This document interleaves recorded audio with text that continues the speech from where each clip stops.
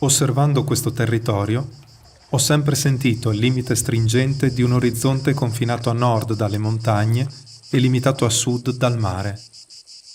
Per andare oltre, ho deciso di seguire le tracce di chi, prima di me, ha scoperto qualcosa di importante della nostra storia. Ecco, l'auto di Don Gilberto era tutt'altro.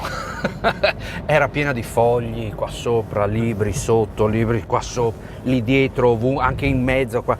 E andava a fare delle ricerche sul campo per cercare di vedere se c'erano degli indizi, delle indicazioni che potevano dargli degli spunti di ricerca ulteriori per vedere cosa fare o cosa capire o magari ridirezionare il colpo, no?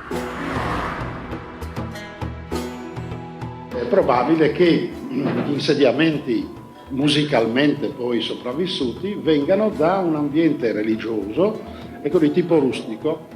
Questa rusticità si concilia bene con la tradizione che dice che la nostra chiesa di Aquileia viene da Alessandria d'Egitto e che da Alessandria d'Egitto ha assunto queste caratteristiche di rifiuto della città, perché questo gruppo dal quale sarebbe venuto San Marco era un gruppo che contestava la città e preferiva vivere nelle campagne.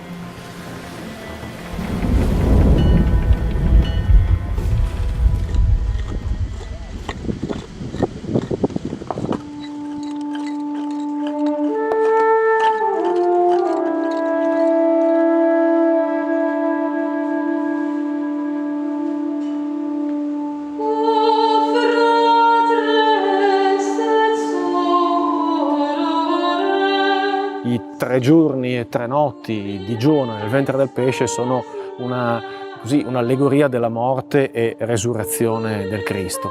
E abbiamo a che fare con un Dio che è disposto a salvare anche i diversi, i distanti, quelli lontani. Quindi, secondo Don Gilberto Pressacco, si trattava di un'allegoria, di un messaggio di salvezza di tutti i popoli, di tutte le nazioni. Razzule, marazzule, cularucule, la cocule, le fantate, io ne trapule, il fantato, un trapulo.